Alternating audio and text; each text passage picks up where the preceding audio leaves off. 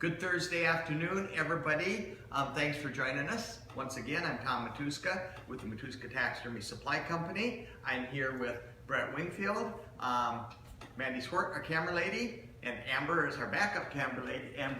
Camera lady. and we're going to pick up kind of where we left off. Last week, and we've been working on this fish for quite some time. It's a largemouth bass that is going through the fish process here in our studio.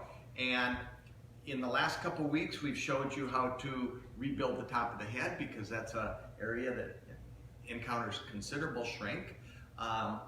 Last week, Brett showed you how to do the under jaw. We showed you how to do the seam on the back and make it presentable. Before that, I think we started way back in mounting this fish, skinning it and mounting it. So he's kind of been coming along here. We did fins for you, we mounted the fish, we did fins, we did everything. So you can look back at our other live presentations and you can see the process before this, or you can go all the way back to when we skinned this fish. And don't forget, as you're viewing us today, like and share, like and share, like and share. I always get a thumbs up from Mandy because I surprise her with my technology. You know, Text me in, email your comments to. Yeah, if you have any questions, comments, anything like that, if you think we're way off base and this fish is looking really, really, really poor, keep your comments to yourself. Yeah, go ahead and text them in, and I can tell by the messages coming in what they're like just by Mandy's eyes. As she's looking at her screen, I can tell if they're favorable or not very favorable. That's kind of interesting. She has a. You're getting lots of bubbles and hearts and lights. She has a what? Doesn't have a poker face? Is that what you'd say? Yes. Yeah. Or it's too good of a poker face. It's too good of a poker face. Anyway, before we get started, you're going to want your fish completely ready to paint. So you're going to want all your repairs done, fins ready to go, and this fish isn't ready to go. We kind of live comes up on us a little bit too fast sometimes, and especially in school. So yeah, especially we have class going on, and so we're gonna start painting today, and then we'll go back and do some repairs this week, probably for next week. But you're gonna want to have the fish all ready, completely repaired. And what we do is we'll probably do eyes on all of our fish until they're all done. Then we'll maybe do fins till they're all done. We'll do seams. We'll just take one fish after another. Pretty soon you think you've got all your repairs done. We take our fish and we really look them over really good. This one hasn't had his vent rebuilt. That's something we'll do this week, you know, and get that done. But there's going to be pinholes and things like that. So check every fish. Anytime I get ready to paint fish, I just take one at a time, check them over. Yep, he's ready. I'll go to the next one, go to the next one, go to the next one. So I got, 15, 20 fish to paint. Because as long as you're doing it, rather than do, one a week, you might as well just keep them going.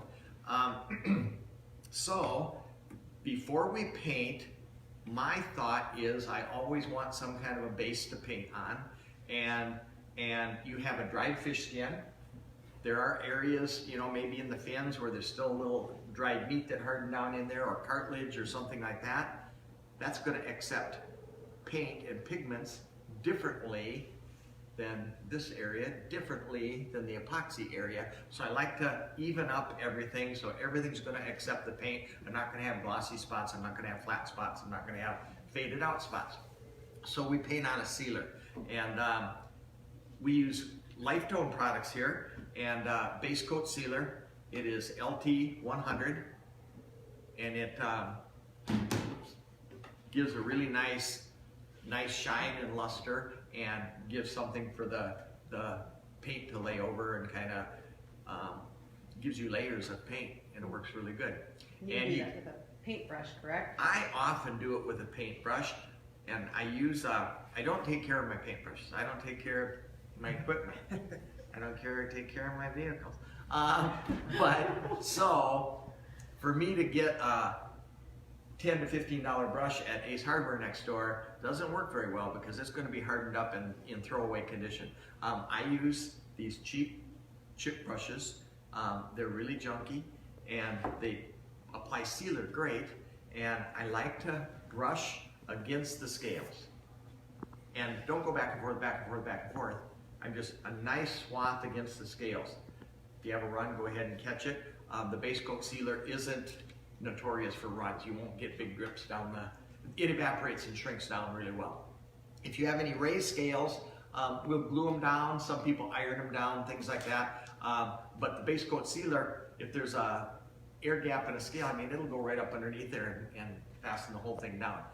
I like the brush because I can swab it on the inside of the mouth, and when I do that, it's going to come pouring out the gills. I'll just take it and get any drips out and let it, smooth out. It dries down really nice. And you're not doing the fins? I don't do the fins. The fins have been coated, good question. The fins have been coated with our fin cream, whatever we happen to use, and anything we put on the fins, in my mind, I think is flexible. The fin flexitive, the backing, everything's flexible. So these fins are flexible. To me, base coat sealer isn't promoted as a flexible material, so I don't want to put anything on that could crack if you bent them, if the fin bends. But most of the time we seal our fins before we put our flexitive on. There you go. So they're sealed first. Make me look like a fool. No. But that's a good point. We discovered that because they get wavy, right? yeah, because the water-based laxatives will rehydrate the fin, cause it to curl. If you ever get your fish nearly to a finished point, we've had wavy fins in the old days all the time, and somebody probably told us, or maybe we invented it, if you seal those fins first, before you put on the water base, just like Brett said, we kind of cut our waviness down. Yeah. And you kind of want some motion in your fish fins, but you don't want motion that shows up when you don't want motion to show Curls up. on the tips and so forth. Good point, good for bringing that up. Okay, like I said, we're going to use, if you got a question, you guys just blurt it out. Morris Stevens, if you have multiple fish to paint, is it more efficient to paint more than one at a time if they're the same kind of fish? Thanks.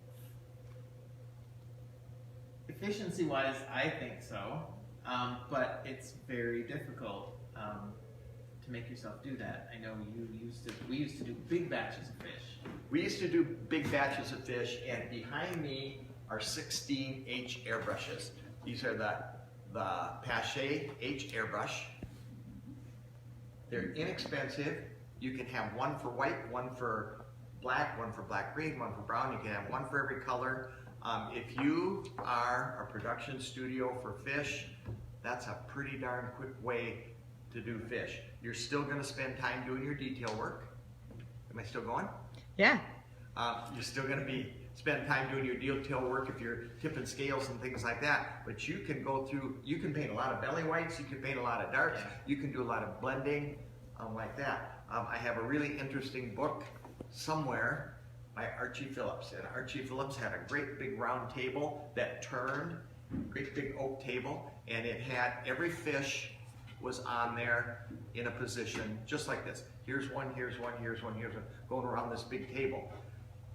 Archie would sit with his airbrush. As the table came around, it would stop. He would paint his belly white on that fish. The next one would come around, and he could paint belly white on 16 fish in no time at all. That's a person that knows how to make a living in taxidermy. That's efficiency. That makes sense. That's almost Real quick, we got some shout outs here. Jessica Fowler, hello. Dave Larson, hello from Montana. Rob Pierce, hello. Tom Static, hello. Morris Stevens, what's up, guys? Randy Wold, staying warm. It is cold here, Randy, as well.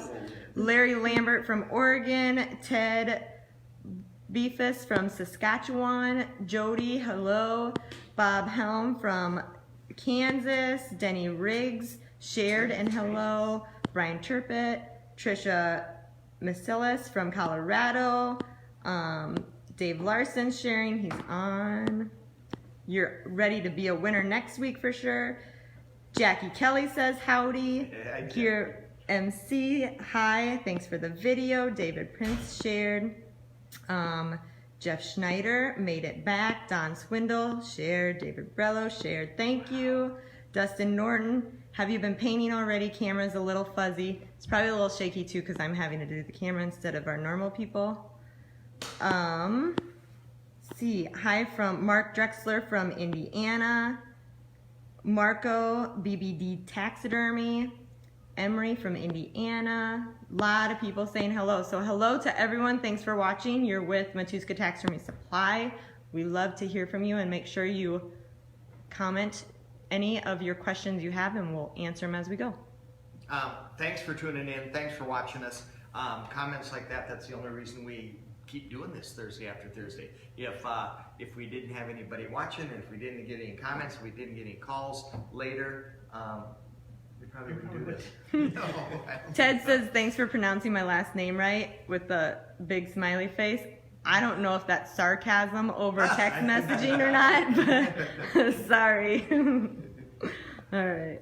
Okay, I think to start with, we'll talk airbrushes maybe? Yeah, airbrush and airbrush paint and all that good stuff.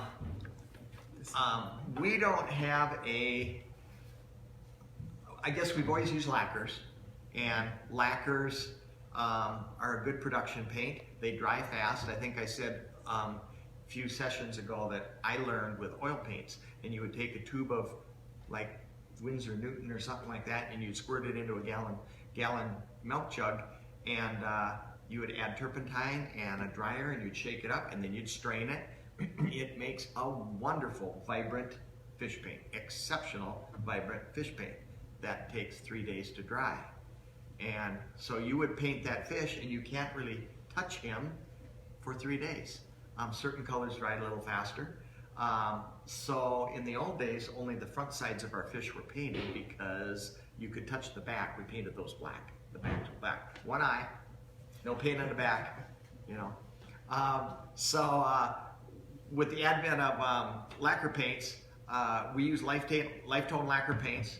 Come in, oh man, 80 colors. I mean, there's a lot of colors, and any color. You can mix them, you can match them, you can thin them, you can do anything with these things. And if you leave your airbrush, which like I said, I don't take care of my stuff very well. Amber's nodding over here.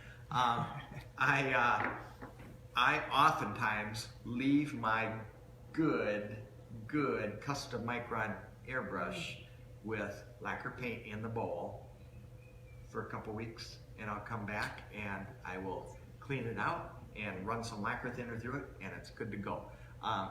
I don't think you can do that with waters because I have 3 airbrushes in the bottom of my toolbox that I left water paint in, acrylics, and it's like Elmer screwing your airbrush. So I do well with lacquer paints, and that's what we use here for our commercial work. As long as we're talking about paint, I will tell you how we use it. Any of the paint, you can get a lot of detail if you paint at a very low pressure. You can get small. Some of you that you say, I'm not getting this fine a line or something like that. It's not the airbrush so much as how your paint is thinned and your air pressure. We want the paint very thin. I'm sorry.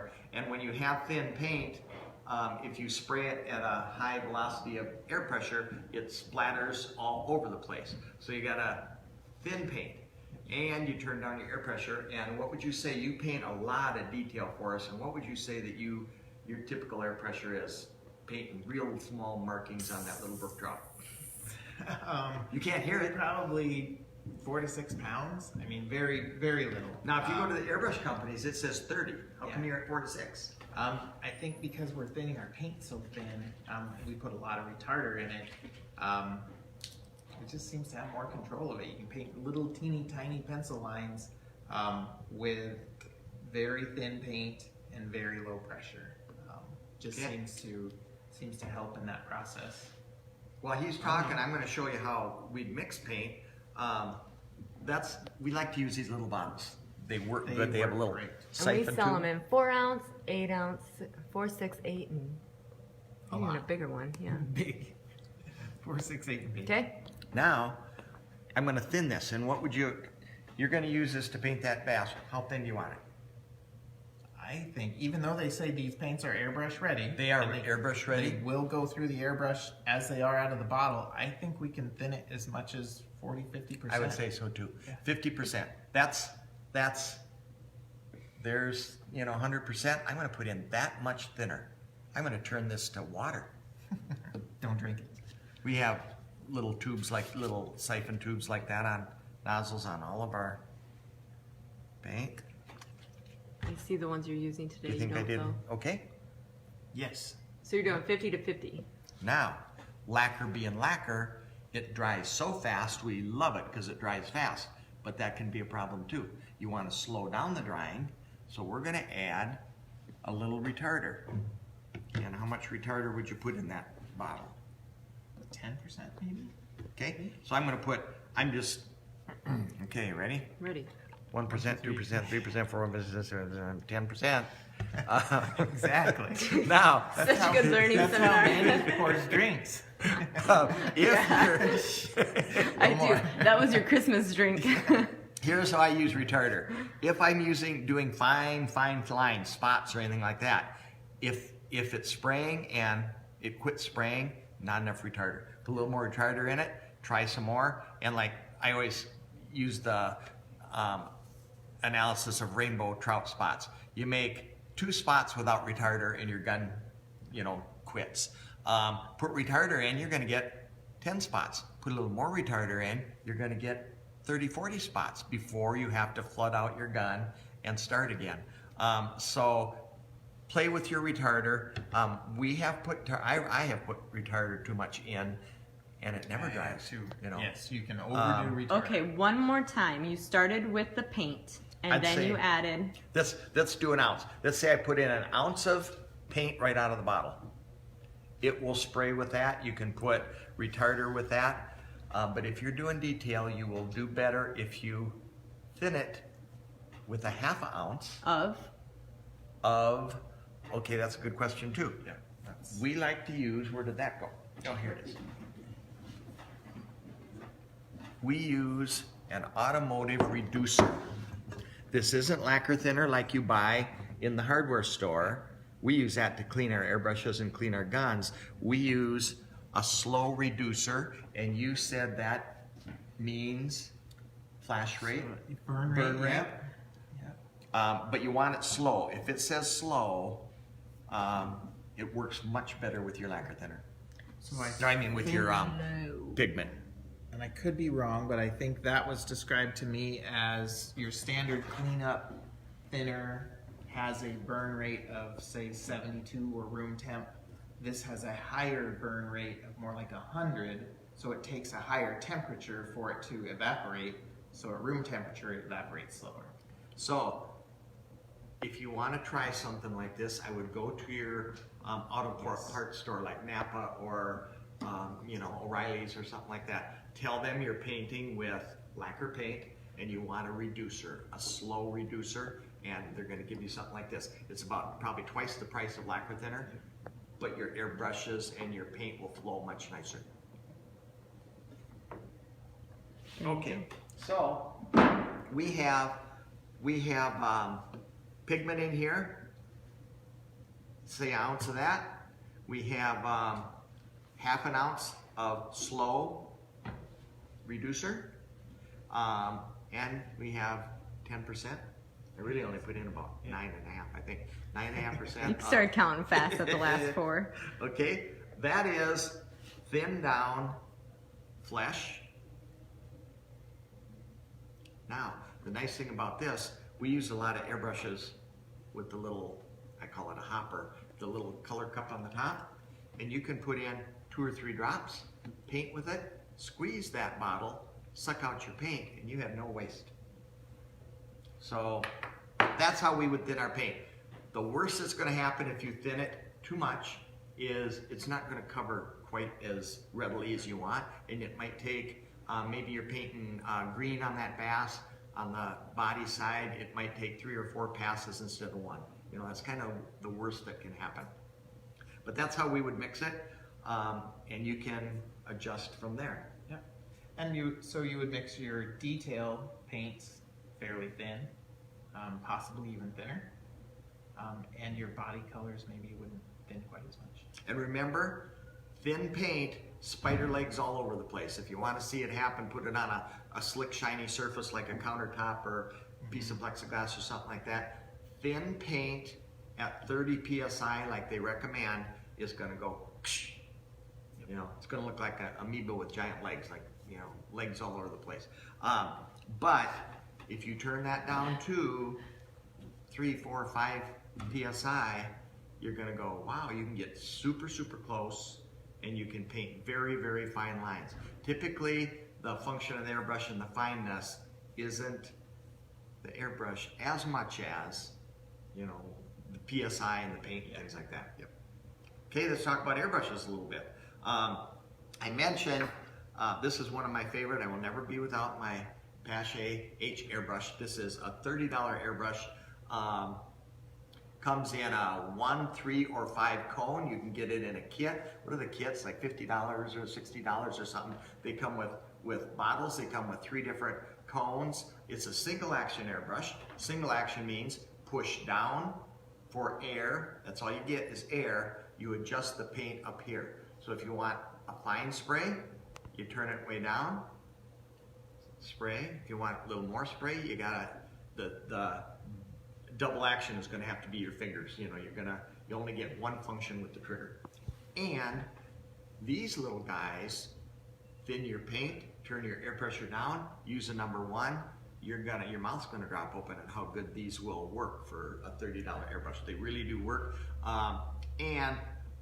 We like them. I mean, we dye bear rugs with them. We, you know, Cape Buffalo skin, epidermis is gone, something like this. This will give you a spray of, I don't know, like that if you want. Am I? Yeah. I like the number 5 if we ever paint big saltwater fish, you know, big fish where you need a big swath. You don't want to use a little custom micron. I don't want to use a little custom micron for that. I want something that's going to give me a big spray on that marlin, you know, and these will do it as well as fine. And that's a siphon fed? This is a siphon fed, and it can come with a little cup that siphons up through here. Good question. And it also comes with bottles. You can have little bottles for it that it'll set right on the counter. And all of our airbrushes, every airbrush we ever use around here, we have the quick connect nozzle. It's just a little add-on you screw on your airbrush, and this will snap on to all of our hoses. So I might be using this, and I think, geez, I got to do some detail. I'll put it down, put on a better airbrush, you know, a finer airbrush, and I'll snap it right on. It's just like a quick connect air coupler. That is super nice and They're super handy. handy. Yeah. Yeah. Just Yeah. like the big air hose ones. I think a lot of people have questions of which parts to get. How would you explain that? Let's say you have the setup of an Iwata with Iwata hose, and you want to get a Pache airbrush. How would you go about getting the quick disconnects for those? Are they really asking that, or you put me on the spot? Spot. Because that's a hard question. No.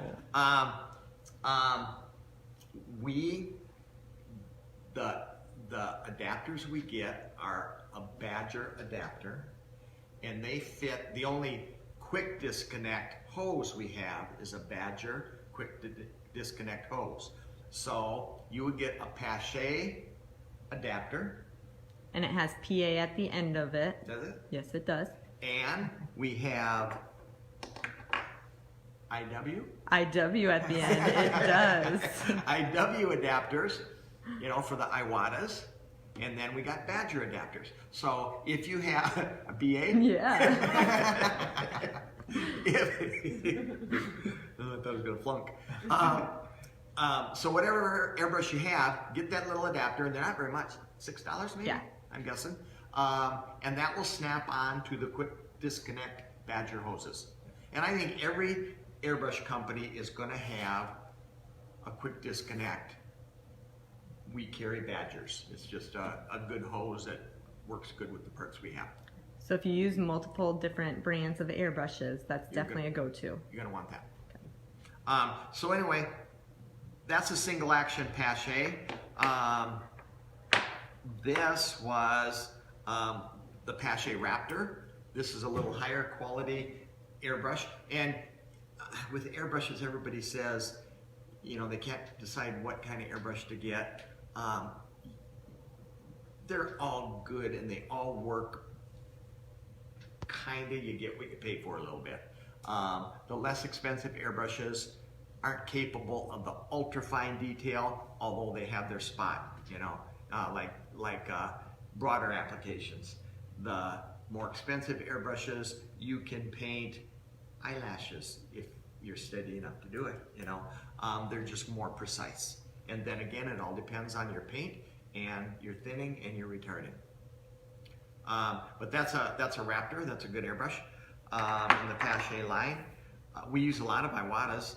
I guess I don't want to say bottom of the line, single action Iwata. The least expensive Iwata is a SAR, single, what is it, SAR? Yeah.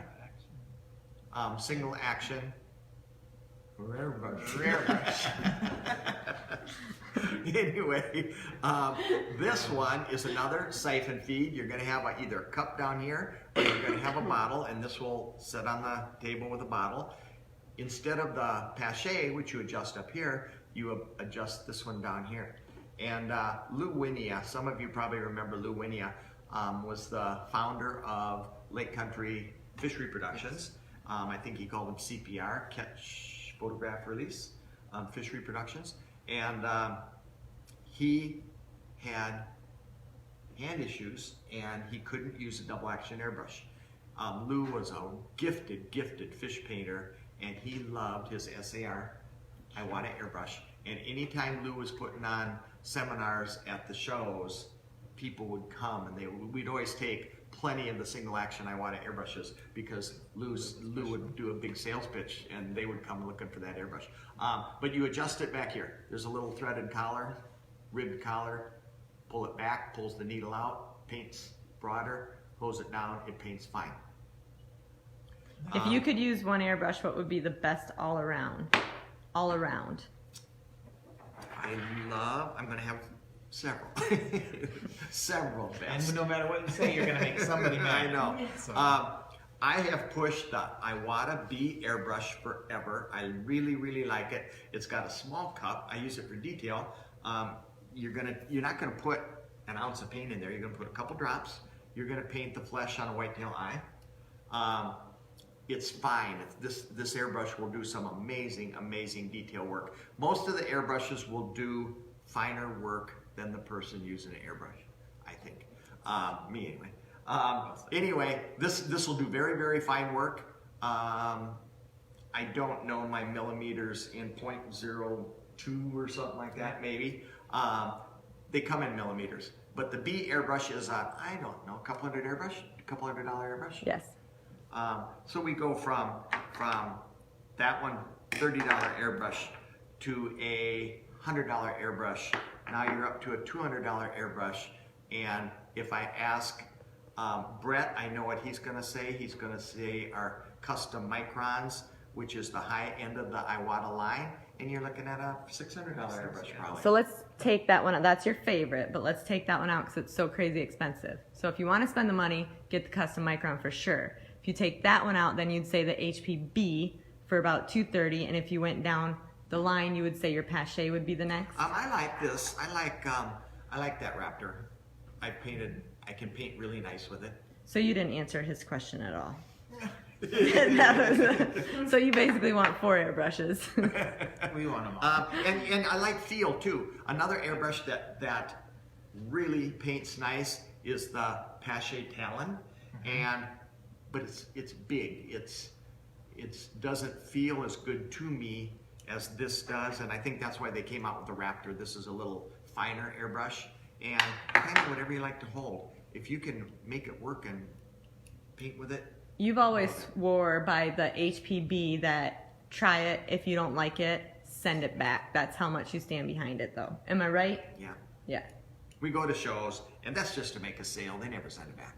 I know, because they love them. Have we ever gotten one back? We No. have. Have you? Yeah, we get one out of every 50 or something like that. Where I have never seen some one people come back. will get these bags. I just can't get it to spray, and I always tell people send it back, and if it's in the same condition as you got it, we will refund your money as soon as we get it. We get them back, and they've been dropped on the floor. The needle's bent. This is crunched. There's players marks from adjusting it. We don't want that one. We don't want that one back. You know, it's user error. No, we say that about any of our airbrushes. Well, any of our products. If you don't like them, and there's a Whoa, reason. whoa. I mean, if you buy one of our Bobcat forms and it looks like a gopher when you're done, it might not be the form. Operator error. No, but a product like this, or whatever it happens to be, we stand behind all this stuff. But I have always said, buy this, use it. If it doesn't perform like I told you, and it will perform very well, if it doesn't perform like I led you to believe, clean it all up. If there's no big old scratches or dings or bent needles, we'll give you your money back. You can go buy another airbrush. Dan Hudsick says he loves his. Jody Dozier We love says him. Jody says the Iwata HVBC and the B is excellent. And HVBC. and there's a whole line. The BC is a similar airbrush, but it's got a siphon feed. It's double action and it sucks the paint up. My thinking on getting this airbrush was, if you put pigment on top and it runs down to the needle, that gravity is a big help for you, rather than having to suck it up through a tube. It doesn't matter. They all work. They work well. All If you right. have to do something, it's after 5. Well, sure. Are you going to paint a fish or should we change this to Airbrush 101? We're getting there. All right, hold on. I'll get we do have a winner. Make sure you guys that are watching and just tuning in, like and share and let us know that you shared the video because of privacy settings in the comments so we can pick a winner for the giveaway at the end of next week. We do have one from this week. And it is, let me see, I haven't even looked at it today yet. Jiggin Jim and Mark Leonard. Whoever is the first to let us know you're watching, you'll get to pick a bag for the giveaway at the end of at 5:30. So Jiggin Jim Taxidermy or Mark Leonard, either one of you are the one lucky share from last week.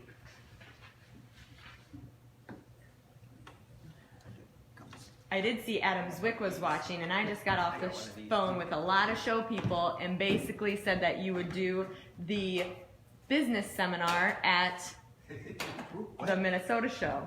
Here's what I like about that. I like giving the business seminar because all they have to do is listen carefully to what I say. They want to be a successful taxidermist. They want to make a living in this.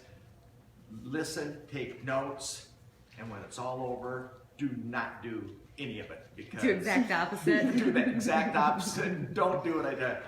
Because I am the worst business person, ask my wife, in the world. But you married a good one. I did. I mean, I can buy this for $2 and this for $3, mix them together, and sell it to you for $4, and I can't figure out why I'm not coming ahead and selling a lot of these things, you know.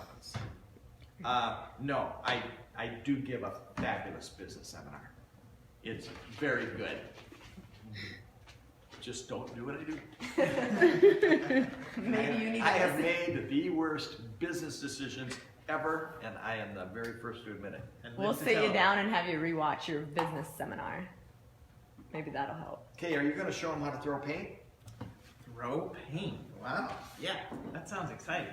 I don't know if we're going to be quite that exciting, but Now, I didn't bring enough bottles up to mix and show you how to do this, so we use a whole lot of paper cups. Paper cups. When I paint fish, I will have paper cups all over the place. I got this one I mixed for that little bluegill brisket. I got this one over here. I got that one over there. Oh, there's my dark green. Which one? Yep, that one. The problem with these is they're waxed, and it dissolves the wax in the cup. They're very good right now, but they won't be good an hour from now.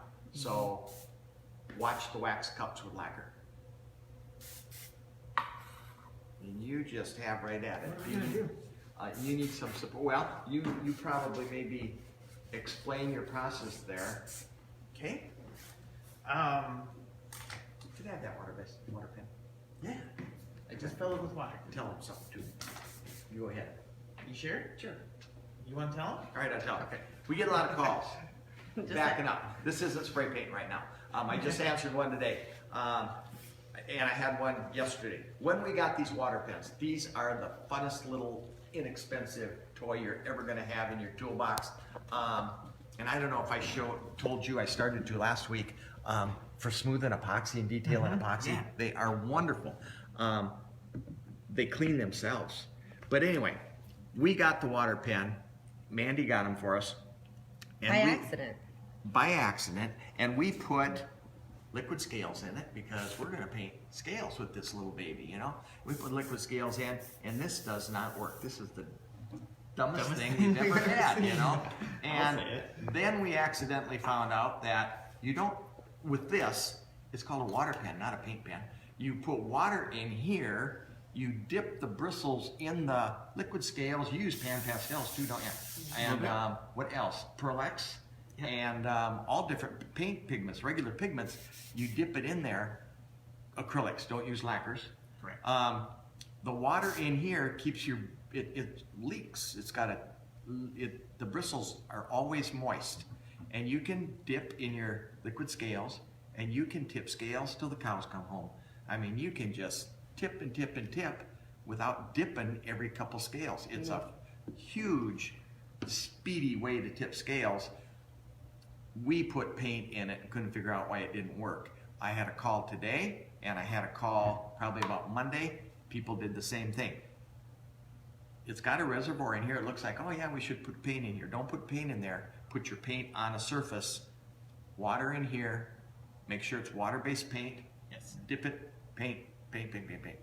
And another thing, we had a call last week of a guy that couldn't get it off, the cap off, to put water in it, and they screw backwards. Listen to this. Rightsy, tightsy, leftsy, loosey, not with the water No. pen. That one is. This one is. That one's. The Chinese got things backwards on the rightsy, tightsy thing. We don't know. But This one is right, but some of them are left screwed. yeah, it depends on them. All right, sorry to interrupt. Dan Hudsick says, Tom, you should really try the finger cups that I get from Matuskas. Talk about efficiency. That's another thing. They that are. you- They really are. Yeah. Right. All right, show All me. right, are we going to do something? So the first thing we're going to do, if we're going to our bass, is we need to take all of these crazy colors that have faded out, changed, bled through over time, and create an even base. So we've got all these crazy colored repairs, we've got epoxies to blend, and we've got some fix-its down here. We need to get that all to an even tone. And the first thing that we're gonna do is start that blending. So we'll start with a white, we'll bring it up in the bottom jaw, we'll paint the interior of the mouth, we'll paint some of this lower third of the fish to blend these darker colors, and we'll just go through that really quick. One thing that works well is we have, our eye here is nice and pretty and sparkly. We have sealed it. Did we talk about that in the beginning? Yes, sealing the fish, yep. Yep, so he's all sealed up. Now we've got a nice, pretty clean eye, and it works really well for us. We've used Eye Frisket.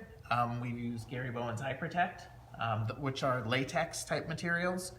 They go over the eye, work really good for your mammal finishing. For fish, because there's no hair, it works really well to take a little piece of oil-based clay, warm it up, squeeze it out pretty thin, and we're just going to put this over the iris portion of the eye, leaving just a little bit of the sclera because we want to paint that. And typically the sclera on a largemouth bass is similar to the surrounding skin, so we're going to leave that top portion exposed, which is right up here. So we're going to let some of our body colors bleed over into that sclera ball. Now, when we get this fish all painted up and he looks real pretty and we're ready to gloss, all we're going to do is grab this clay and it peels right off. Doesn't stick, doesn't leave much of a residue at all. All we can do, come back with a little Windex and pretty up the eyes. So Now, you've judged a lot of works good. competitions. Have you ever seen glitter on the eyes? I have seen plenty of glitter on the eyes. I don't know how it Lots gets of- there, but 9 out of 10 fish have iridescence on the eyes. I think it's the advent of the powder paint and the oh my gosh factor of it's 0 dark 30 and I'm running to go get my fish in the competition, and ooh, here's a place I need just a little more glitter. Yep, and it gets to the eyes. Yes, and it gets on the eye. So anyway, this works really well. It's quick, it's fast, you don't have to wait for anything to dry. oil-based clay will never dry, so it will always be workable. So we've got some white that Tom just mixed up here, and we've got 20, 30 pounds of pressure. No. I've got everything right here. And that's one of the nice things about this custom Micron is it has the pack valve on the airbrush. Mine does. Yes, yours does. Mine doesn't. Yours is fancy. Otherwise, you can get this adjustable valve here. We've got constant pressure coming from the airbrush table of probably what, 80, 90 pounds? It can be, yeah. Yeah. Turned up pretty high, but we're going to be able to adjust it right here at the brush. So I'm probably painting for good coverage 20, 30 pounds of pressure through this. So the first thing I'm going to do, You're gonna try and paint do a it little backwards. styrofoam in the vent. White. Yeah, I'll paint that white just to blend it out. We'll fix that with epoxy later. But these thingamabobs here that we learned from Jeff Morning a couple weeks ago, or bronchial obstacle rays, we're going to start blending that into our fix-it, our repair up through here. We'll paint a little through here. And I'm probably, although this is just kind of building the base for us to start painting on a future episode, we should be talking about reference right now from the very beginning of this fish painting process. And we know that our largemouth bass is going to be a little bit lighter down here, so I'm going to bring some lights down. We've got some blending to do through this area. I'd like to have some back through here. And then down here, I'm just starting to even out some of the belly tones. We've got lots of real dead skin tone that we're gonna paint. We're gonna whiten up in this very lowest portion of the fish. If you've got any repairs at the bases of your fins, any epoxy, we're gonna paint over that. And one of the reasons I like to paint with white first is because all of your imperfections show. They show more and might even say worse than they ever will with mottled color or other colors on top. So paint your white, come back, mix up a little bit of epoxy, take care of your repairs, and keep going. But I'm going to continue to create some here. As Tom mentioned, we've got some repairs to do. We've got the vent to fix, and looks like maybe a pinhole at the base of the ventral fin. I would like to point out that Brett typically would have a mask on and a vent going, but due to letting you guys hear us, we are not doing that. My Darth Vader impression is not very good with the mask, but we would try to either wear a respirator or have our ventilation system running, but you absolutely would not be able to stand it nor hear it if it was. Trisha is asking, do you think anyone can do taxidermy, or do you have to be an artist to have success? There are a lot of thoughts on that, and I love that question. And I have a very good friend who says you either have it or you don't. And we have taken at the Northwest Iowa School of Taxidermy a whole lot of students who did not have it, who will never have it, that can do some pretty impressive work. Absolutely. Very impressive work. Absolutely. Taxidermy is a process. It's followed, you can almost do it like a cookbook. Following the process properly is going to give you a really good solid foundation. Those that have that artistic ability certainly have the opportunity to do some bigger, better, cooler things, but taxidermy is by nature not necessarily an art. And I'm sure people are going to hate hearing me say that. And I'm just going to bring this around to the back. We paint, oops, got awful close, sorry Amber. We do paint both sides of our fish, especially during the very base portion, so I'm going to put a little paint on the back, but we're not going to get too far into that for you guys, just in the interest of time. In the interest of time. You're going to take a picture of the pregnant Yeah, back there. yeah, there's Mandy Vader, Darth Vader's sister. I'll hit the fan here for just a second while you're spraying. It won't take long. Yeah, apologies. This white is probably the biggest, whitest spray we do. White coverage. I'm just gonna spray a little in the mouth.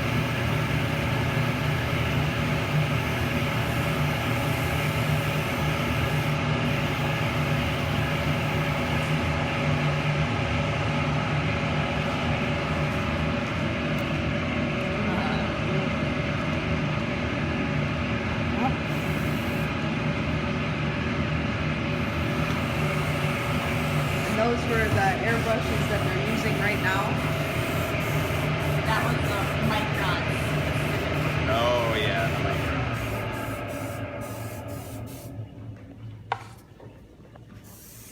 Sneak around. Yeah. Here's- And I'm just gonna give it a little dust on this side. We'll concentrate on the front side in the interest of time, but thought I'd blend that out going that way. Our fan is a little loud, I apologize, because for the school, we have to have an explosion-proof exhaust fan. And the explosion-proof exhaust fan runs off a belt with a great big fan motor, and it's pretty loud. And we haven't had an explosion since the old building. You know, we haven't had an explosion in 20 years. Wow. Knock on wood. Really? We better. Since the old building? Huh? Since the old building that you had next to me? Yeah. Okay. I'm just gonna get a little bit of base. We've only got a few more minutes left, so I'm gonna blend some more epoxy real quick. I'm not even gonna clean out the airbrush. This is black green. I just chose a color that's gonna be similar to the background color here, and I'm gonna start blending the top of the head. We've got a little fix-it on the back, a little bit up here in the mandible, maxillary. We'll do just a little bit on that and maybe a little on the back. And I think we need to talk less next time and paint more. Jody asked if that was super hide white that you're using. That was actually Lifetone Pure Brand White. X. This is a Lifetone paint, and it is pure white. It's LT 702. 702. And don't be afraid to mix colors. Absolutely. Yep.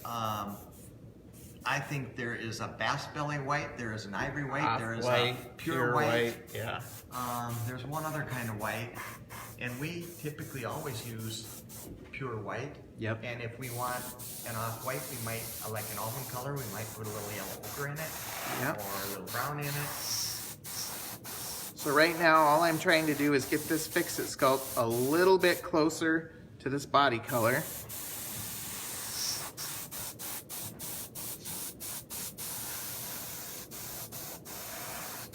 When you talk about people doing it, we have a class of 9 students now, and we're in Fish Week, and we have some pretty impressive fish. There's Oh my some pretty gosh. neat things happening.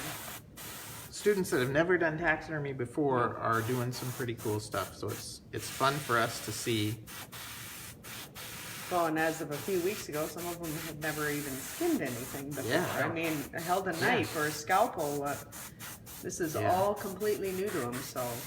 And we've got a great class. We really, we we have really have a great Yeah, we class. really We're do. pretty blessed this Except for the girls. semester. We got 3 girls. Oh my goodness.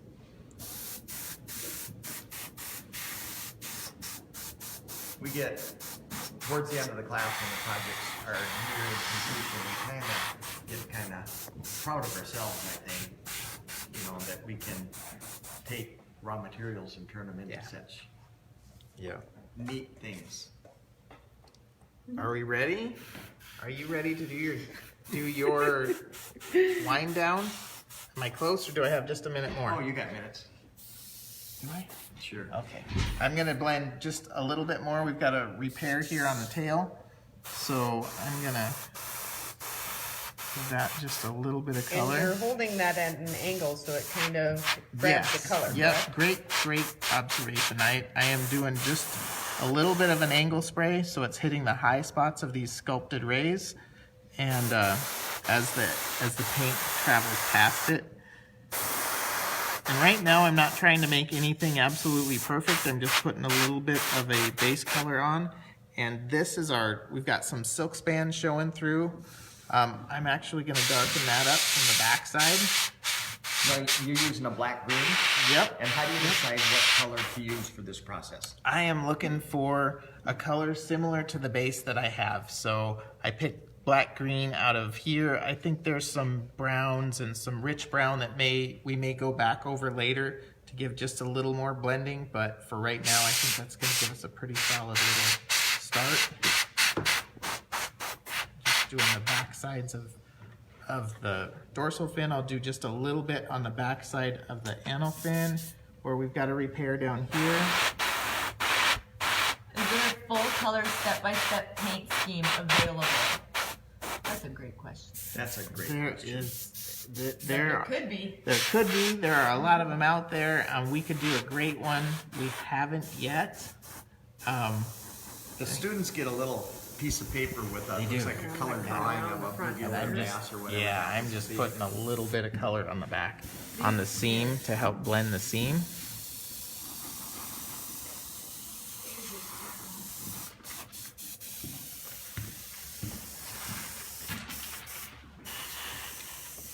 Again, not trying to be too precise with it, just blending in what we had. Do you feel you have better results in lacquer-based colors versus watercolor base? I think the application of color for me is easier with lacquer. I think waters are kind of rich. The color itself seems to be very rich. I'd love to learn to paint with water-based paint. I have just been around Tom way too long. No, I've tried water a time or two and just always come back to my lacquers. But someday, maybe if I'm given enough time, I'll try the water I again. switched to waters 3 times and wasted a lot of money and always come back to lacquers. Have never given them a fair We're gonna shot, but there are some fabulous fish people out there using acrylics and waters. smarter than we are, health-wise. Jig and Jim and Mark Leonard, either one of you need to comment. Jig and Jim is always watching, so he's going to be bummed when he misses this one. But Jig and Jim or Mark Leonard, you are last week's winner. So comment in if you are watching. Otherwise, we are going to give it away to one of you guys viewing live. I think we're getting close to giveaway time, aren't we? We are. Another thing I kind of want to talk about is show season is upon us, and I spent my all gosh. afternoon on the phone with shows associations. goodness. And let's talk about our trophy real quick, Oh, there you go. because that is hitting a lot of states. Tell me about it.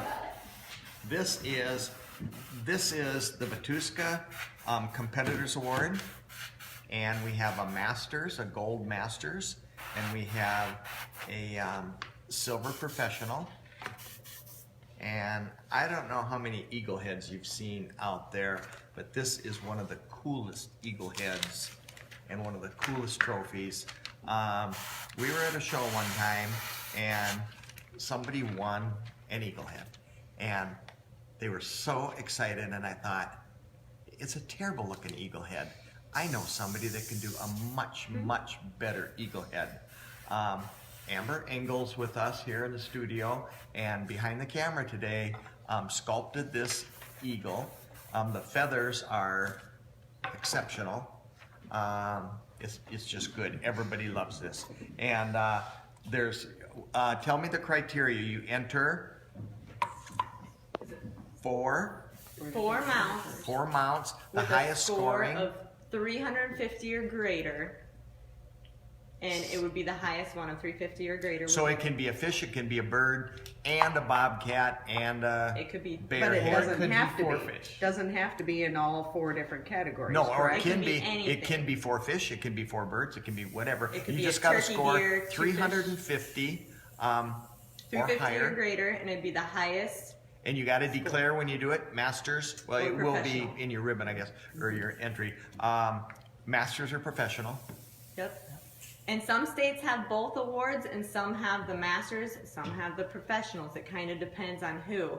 So I'm going to just let you know, if you guys are going to any taxidermy associations, Alabama will have the masters, They're looking into the professional, getting back to us. Arizona has the professional, California has the professional and the masters. Iowa professional and masters, Illinois professional, Indiana professional and masters, Kansas masters, Michigan professional, Minnesota professional and masters, Missouri masters, Mississippi masters, North Dakota masters, Nebraska masters, possibly the professional, New York professional, Ohio masters, South Dakota professional masters, Utah professional masters, Oklahoma, I have professional, I'll check on that one. Wisconsin professional masters, West Virginia masters, Wyoming requested, but hasn't got back to us on which one they want. So if you heard your state's name and they're going, that's definitely one that you should compete for because it's a great looking one. Trisha asks, new to taxidermy, can anyone attend these shows or do you have to be a member of the associations?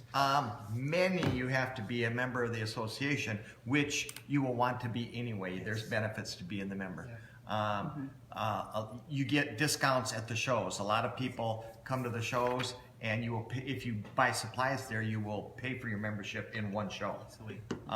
And there's newsletters that come out. They have summer functions, that sort of thing. Typically, membership is 40, 60 Yeah, they're bucks. not very They're expensive. expensive, so it's well worth your. I could never then- win one of these eagles, so I made myself a couple. I did too. The professionals is silver, the masters is gold. The Rob's asking about North Dakota. I thought I said it. If I didn't, they are having the masters, and you cannot. The idea with this award is we're trying to make it a prestigious award. It can be hard to get, but it just makes it that much greater of an award. So you can't. We didn't want to do masters, half professional, because we feel that if you're in the masters competing, you shouldn't go down. You should stay in that category. So it is all four have to be in the masters to get the masters award. All four have to be in the professional to get the professional. The amount of work it takes to do 4 entries for a I'll never do it show. in my lifetime. No, 4 entries, and you've got to score 350 points. Anybody that wins this eagle is not just a taxidermist; they're a super taxidermist. This is. It takes dedication and work to get one of these. They're saying Virginia has Masters. masters and professional. That is news to me, and I'm in charge of this, so I'll have to look into that. But I'm all about it. So And then we also had a question on what about Georgia? I do not have them on the list. So if there's states that you want to talk to them about it, we don't donate the first award and the second one's charged. So contact me. Meaning you donate the gold and they can, or vice versa, Yep. and they buy the silver Yep. if they wanted to do both. So have your state contact us if you're interested in having this. We are kind of wrapping up the 2019 awards to kind of get them going here. But definitely if you're not on that list, we can put you for 2020 and look into that. Exciting. Well, we're gonna have to do a live viewer because Jig and Jim is not watching this week. He's always watching. He's always know. watching. He's always watching. I know. We should have Copies of consolation cake. prizes for these guys. I know. So go ahead and pick a number there. Okay, here it is. Oh, you did with me? Right. Rob says sometimes if a new member enters a piece, they waive the membership fee. That's pretty cool. All right, so 1 through 30 for all you live viewers. Pick a number. We are going to give away. You have 2 photo books. There's a water brush. What's the 4th one? Someone won a water brush last week. Surprise. It is a surprise. Another to water all of brush. us. Didn't you do another water brush? Okay, we got a ton of numbers coming through here. Okay. Keep guessing. And remember, for those number guessers, you guys guess like 200 and some numbers in a matter of 1 minute. Now you watch They it. don't come through at the same time as you enter it. So it's the first one that we see. Because then as soon as you go back and watch and scroll up, it goes by seconds, but it's not when it comes through on our end. We don't want to get anybody mad. Dan Hudsick, it's his birthday, and Dan, you are super duper close. Try again. Happy Almost birthday, got Dan. it. Happy birthday, you were like uber 1 number off close. Which way? That's too easy. Oh, you gotta give him a hand. Is it okay to use Mod Podge for base coat before airbrushing? Base coat on the fins, yes. Might be a little thick to put on the fish. And I think if you thin it, it'll beat up. Yes. That's what we have on our fins for sure. So you can use it on the fins, just not on the body. And I have been using matte Mod Podge on the fins. Larry Wiggins, super close. And I think that works really good. So when you have thin paint, it doesn't beat up. See, yours are coming in different than mine even. Do you see that? Mm-hmm. Dustin Norton, we got a winner.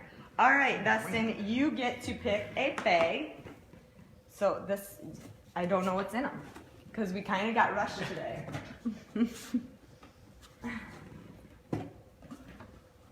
So this is Amber's bag. Got Amber, Mandy, Tom, Brett.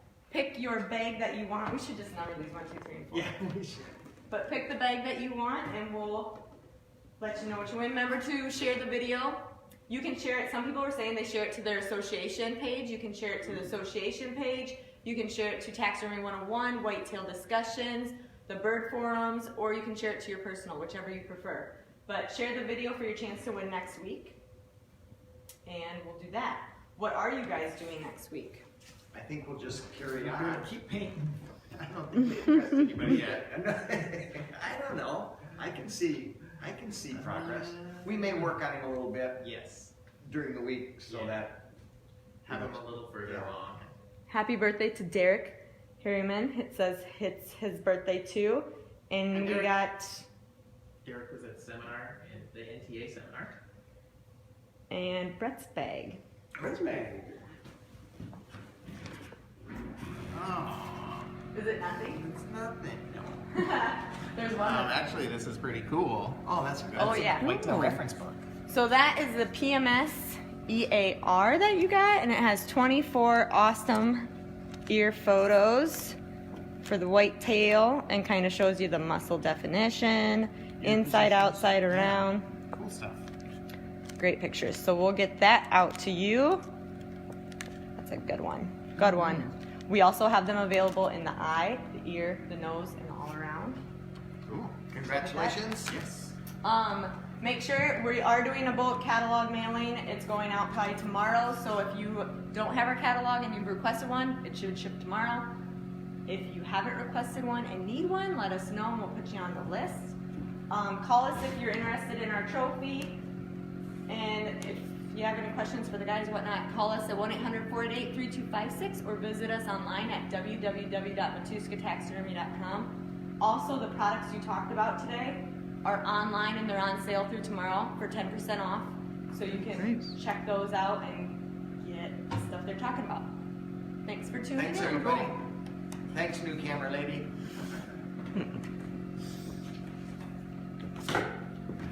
Oh. And we're still live because we forgot how to do it. We're new to this.